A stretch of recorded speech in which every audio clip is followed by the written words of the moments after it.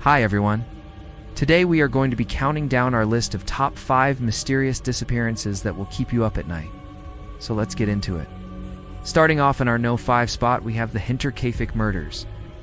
On March 31st, 1922, Andreas Gabsler and his family were enjoying a typical evening at their farm in Bavaria, Germany. 6 people lived on the property, including Andreas and his wife Cezalia, their daughter Victoria, as well as 3 of their mentally disabled sons: Joseph, 61 years old, Wilhelm, 48 years old, and Cezalia, 35 years old. That evening, the family shared a dinner of bread, milk, and cheese, along with some boiled potatoes. At about 8 p.m., after the family had retired for the evening, the sounds of an axe rang out through the house. Then all was silent. What happened next has become a mystery that has baffled investigators and locals alike. The following morning, neighbors arrived to check in on the family because they hadn't seen any of them in a while and thought something might be wrong. When they found the front door locked and no response from anyone inside, they assumed that the family was simply asleep. One neighbor even left a basket of fresh eggs outside the door. As the day wore on and nobody came out, another neighbor returned to investigate and finally pried open the door using a crowbar. Inside, he found a scene that would shock him forever. All 6 members of the Gabslers family were dead. Joseph had been bludgeoned to death by a heavy weapon, presumably an axe. His sister Cezalia had tried to hide under the family's bed, but she too had been killed. Their brother Wilhelm had barricaded himself behind the door of his bedroom, but his efforts had been in vain.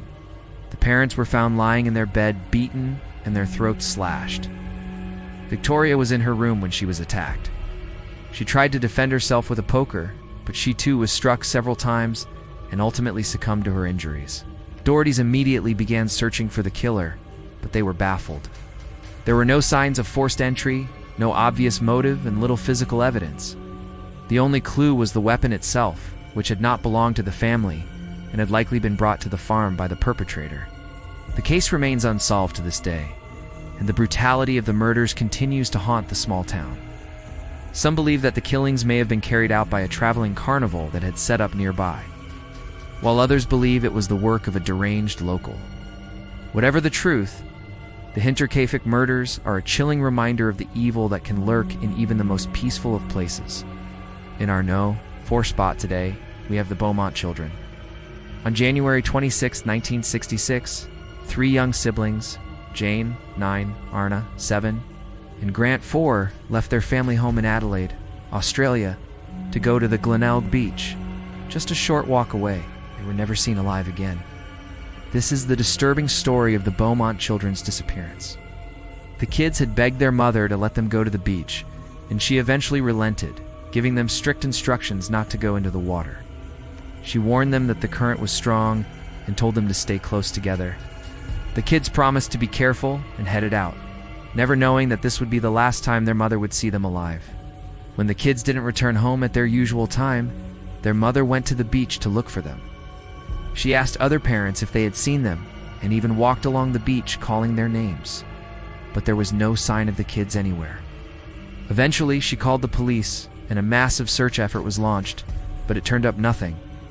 The Beaumonts were devastated and confused. Where could their kids be? Had they simply wandered off, or had something more sinister happened? The police had a few theories.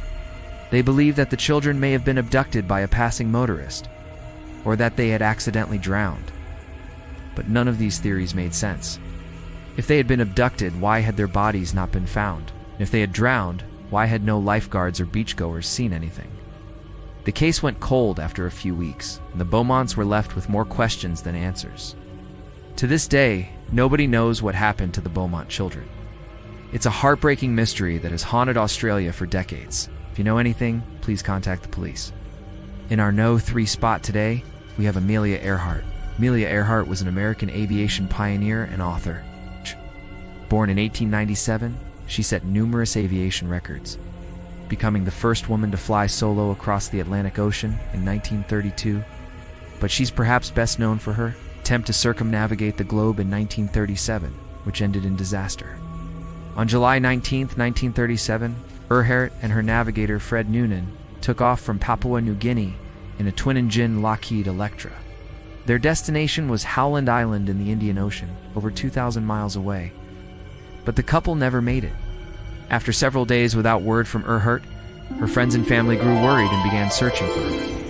A massive air and sea search was launched, but it turned up nothing.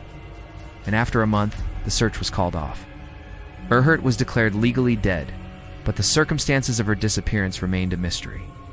Conspiracy theories abound regarding Erhard's disappearance. Some believe that she and Noonan simply crashed into the ocean and that their bodies were never recovered. Others believe that they landed safely on Halland Island, but that they were captured by the Japanese and executed as spies. Still, others believe that Erhard faked her own death and lived out the remainder of her days in obscurity. In recent years, new evidence has emerged that may shed light on what really happened.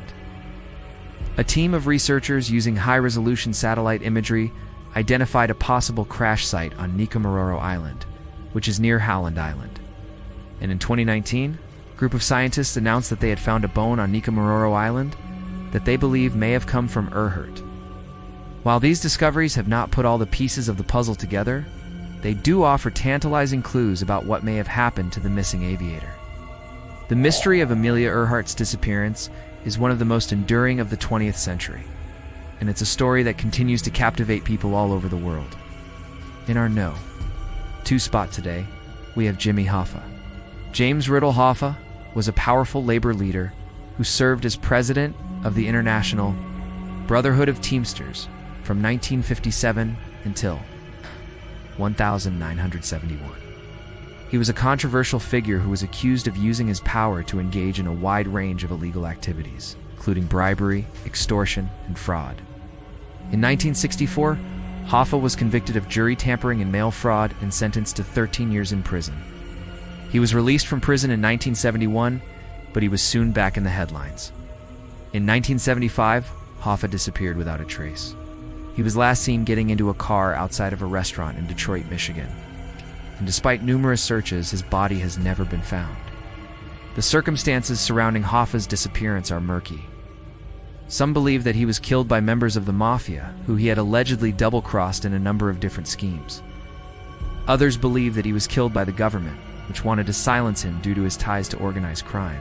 Still others believe that Hoffa staged his own disappearance in order to escape his enemies. The truth is that nobody really knows what happened to him. Over the years, there have been countless theories about what happened to Hoffa's body. Some say that it was buried in the backyard of a mafia boss. Others say that it was dissolved in a vat of acid. But in reality, nobody knows. Hoffa's disappearance is one of the biggest unsolved mysteries in American history, and it's a case that continues to fascinate people to this day. In our No. 1 spot today, we have the Dyatlov Pass incident. On February 2nd, 1959, 9 experienced skiers set out to explore the northern slopes of Otorten Mountain in the Ural Mountains. The group was led by Yuri Yuden, 37-year-old instructor at the University of Science and Technology in Yekaterinburg. The group made camp at the foot of the mountain, where they pitched their tent and settled in for the night. Something strange happened that night. In the middle of the night, the temperature plummeted and a blizzard rolled in. The skiers woke up and realized that their tent had been torn open and some of their belongings were missing. Concerned for their safety, the group decided to hike down the mountain, but they didn't make it very far. As they hiked, they began to panic as the weather conditions worsened. They could feel themselves becoming weaker and weaker, so they decided to pitch another tent. But again, in the middle of the night, the weather took a turn for the worse and a blizzard rolled in. The skiers woke up again and realized that their tent had been torn open and some of their belongings were missing. They struggled to keep themselves awake and eventually passed out from exhaustion. When they woke up, they found that 4 of their group had disappeared. Believing that they were being stalked by a predator, the remaining skiers fled in terror. They stumbled through the snow until they collapsed from exhaustion. By the time they were found, 4 more of the skiers had died. Only 2 of the 9 original skiers survived. The incident became known as the Dyatlov Pass incident, named after the Russian mathematician and leader of the group, Igor Dyatlov. The incident was officially blamed on a combination of bad weather, an avalanche, and the group's failure to properly prepare for the hike. However, many people have speculated that there was more to the story. Some believe that the group may have been the victims of a serial killer who lived in the mountains, while others believe that they were the victims of a bizarre government experiment. Truth is that nobody really knows what happened to the Dyatlov Pass group. But one thing is certain. It's a tragedy that could have been avoided if the group had only listened to the warnings of the local guides. They told the skiers that the mountain was dangerous and unpredictable, but the skiers ignored them and paid the ultimate price. Alright guys, that has been our list for today. Thank you so much for checking it out. I've been your host today, and I'll see you next time. Bye.